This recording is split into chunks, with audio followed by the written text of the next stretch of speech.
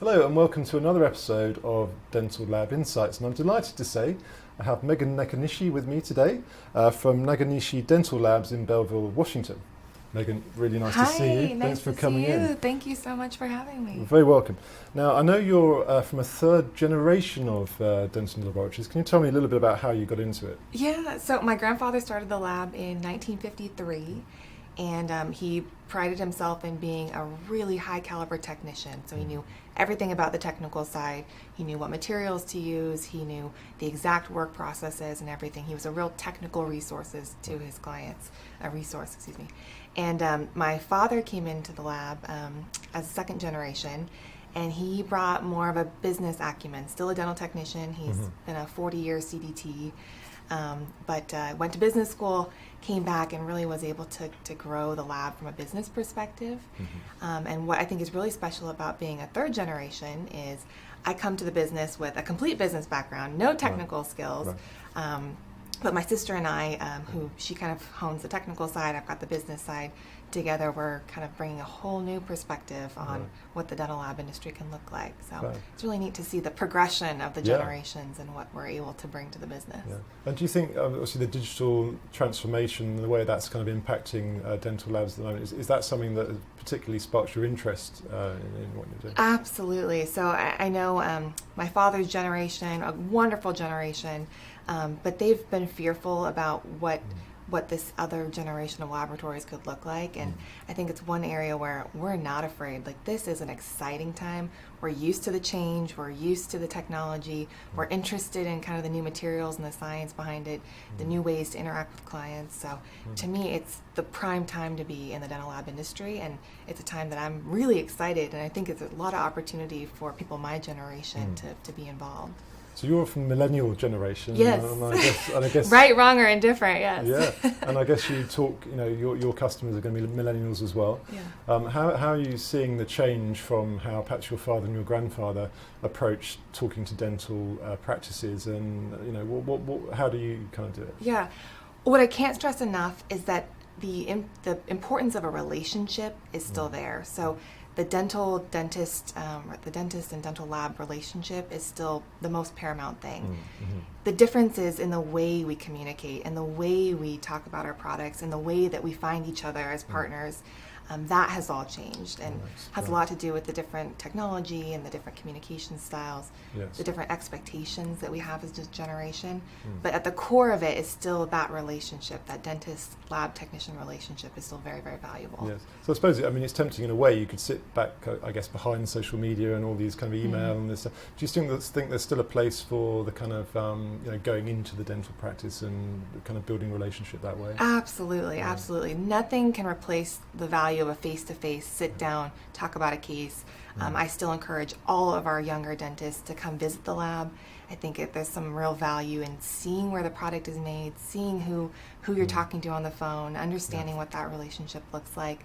So we encourage everybody to come by. We do a lunch and learn for their staff to see the lab, see the technology that we're using.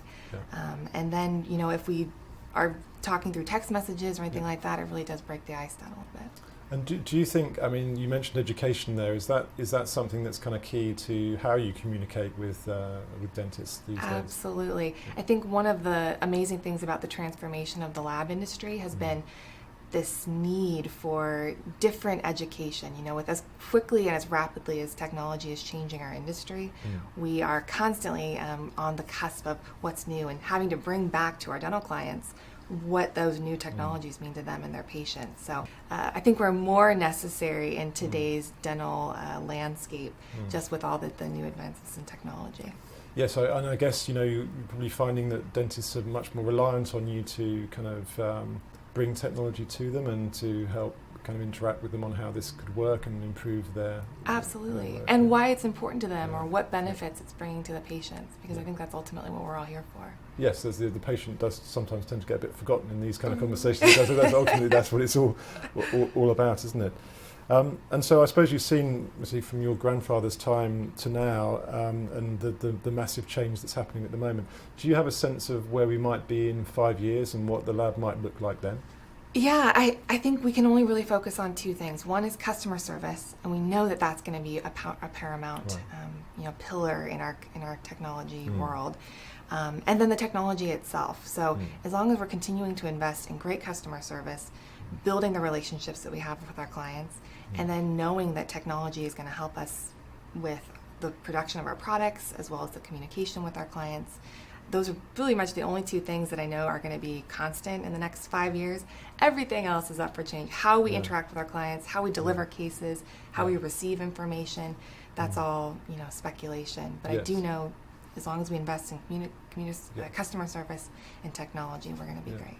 When you talk about customer service, do you feel that is that about speed? Is that about education? Is it about both those things? Are there any other things that you kind of... Yeah, I mean, you look at the most innovative companies in today's age, and really they've done nothing more than simplify things. Right. I mean, you look at Apple and you look at Amazon, and they're really not doing anything remarkably innovative other than making things very simple and very easy. Yes. In our highly complicated world, where every case presents itself differently, I think the ones who are going to be the most innovative are going to be the ones that can simplify, make things consistent, make things reliable, and that's kind of what we're looking to do. Yeah. And is there a particular appetite you're seeing from dental practices? Is there one area at the moment that you think that you can really add value and really help simplify things for them? The way we communicate is a big deal. I mean, even a simple thing like a prescription, that has been the way we have communicated with our clients for many decades. Right. And I think that there's some opportunity there into helping dentists understand what their options are. So just using the prescription as the one form of communication is probably not the way that we're going to be, needing to innovate in the future, especially with all the different options there are. Yeah. Very interesting. Megan, that's brilliant. Thank you so much for your time. Gosh, It's thank you. been great to talk to you, and thanks for coming in. Of course, thank you. And stay tuned for another episode of Dental Lab Insights.